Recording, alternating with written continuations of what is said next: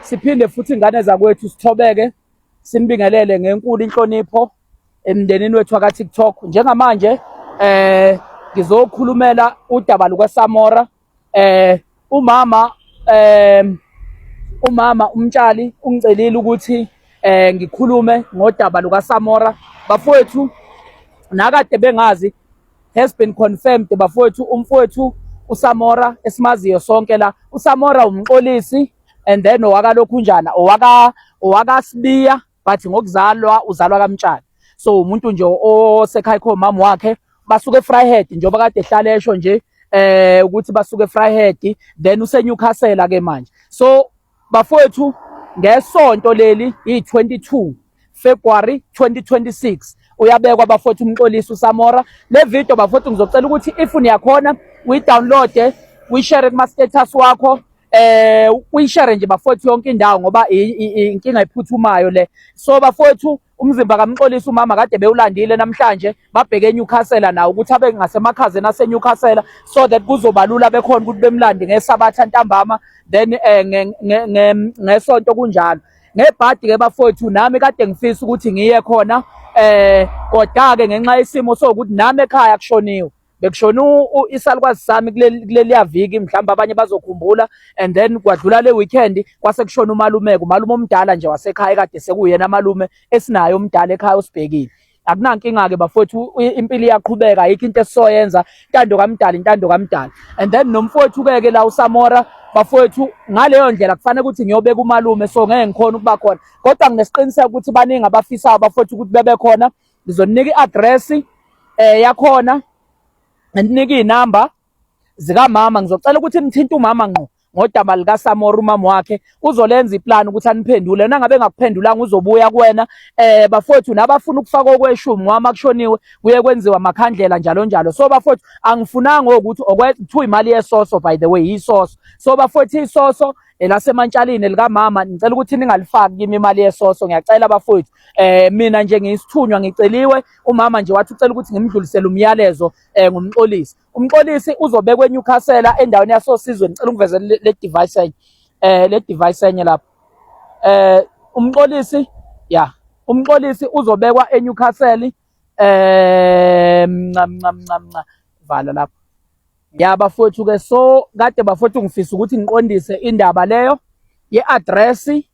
Nabafisa bafowethu ukufaka okweshumi bengakufaka bafowethu. Umxolisi siyazi uselaphile iningi lethu ngokomoya, waphinde futhi wasikhulisa nasekuphanteni masibuka nje yena, ngoba kunomuntu mfowethu okumbuke ey'nkundleni zokuxhumana kodwa akakho akukhulisa. Umxolisi ke nube ngomunye lawo bantu. Nami engidlala uTikTok lo engiwudlalayo nguMafikizolo mina kuTikTok, empeleni nje eqinisweni limsulwa, maybe 14 months nami ngawubuka kuye ngikopela, ngichazwa yinto ayenza ukuthi hawu le ndoda lesibindi esingaka i-startup ukuthi yenze lento eyenzayo. So ke bafowethu abafisayo okungukuthi befake okweshumi, into yakhona kanje. Okokuqala umxolisi uzofihlwa ngesonto i-26 zika February 2026. Lithambeme ke bafowethu ilanga ngebhadi lithambeme nelinye iphanti. Abaningi nje bafowethu sibukelile kumxolisi umama ngesikhathi esinzima kangaka, ishumi 10 rand 20 rand uyowenza bafowethu umehluko, okungukuthi umsebenzi wokubeka umfowethu endlini yakhe yokugcina ube impumelelo kamxolisi. Ilokhu njana i-address yakubomxolisi la kazofihlelwa khona iseNewcastle oSizweni.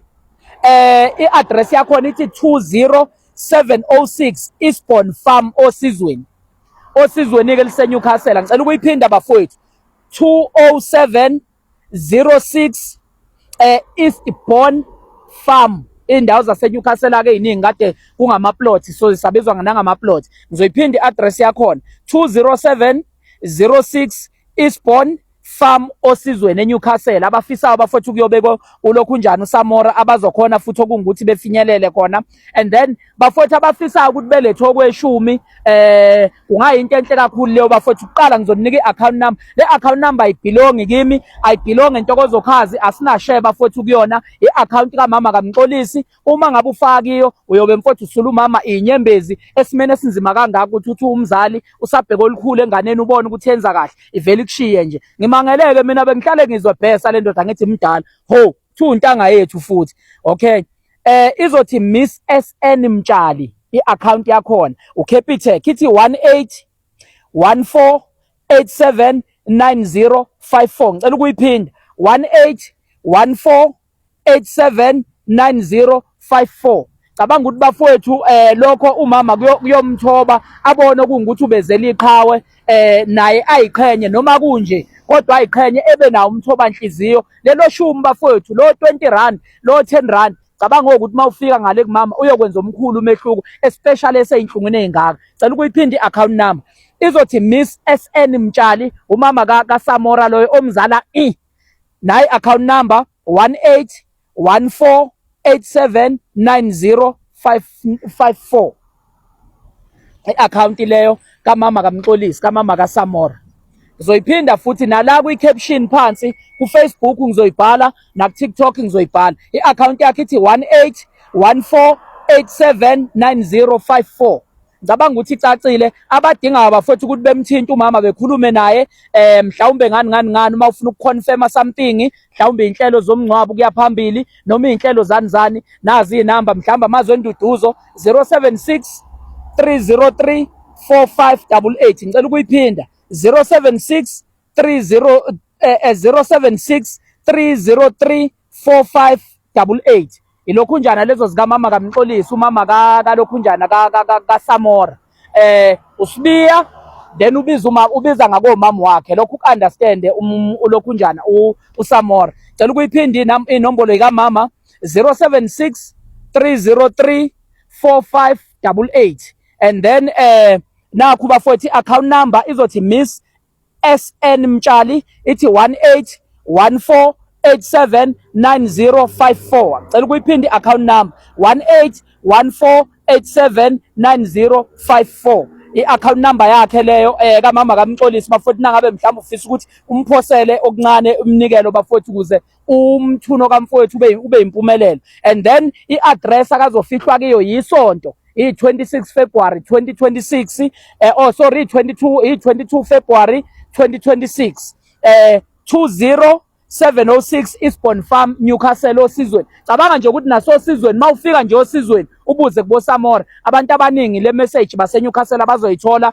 then seniyokhona bafowethu okungukuthi nifinyelele kuyena. Nami ngizovela kumama sibone ukuthi yini esingavela nayo kusasa or phambi kwakusasa sizobona. Ngizokwenza isikhathi ngiyovela kumama ukuthi sihlangane njalo nathi sibone ukuthi singafika nani. Nawe mfowethu ongafika na something siyacela mfowethu ukuthi uvele.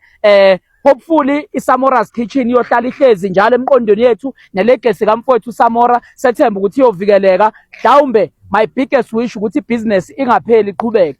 Ngale kwalokho bafowethu sithi nje kuMxolisi alale ngokuthula umfowethu abe yidlozi elihle alethi inhlanhla einganeni zakhe emndenini wakhe kuwo wonke umuntu nje bafowethu. Siyabonga ukuthi uNkulunkulu usiboleka imbali efana noMxolisi noma ke ushaya isikhathi ukuthi ayithathe siphoke siyothina. Intando kaNkulunkulu ngeke silwe nawo ngeke siyiphikise. Mxolisi mfowethu ulale ngokuthula bhuti kuningi esikufundile kusikhulisile. Siyabonga mfowethu nakwelizayo sesiyophinde futhi sibonane khona. Siyabonga ngane zakwethu.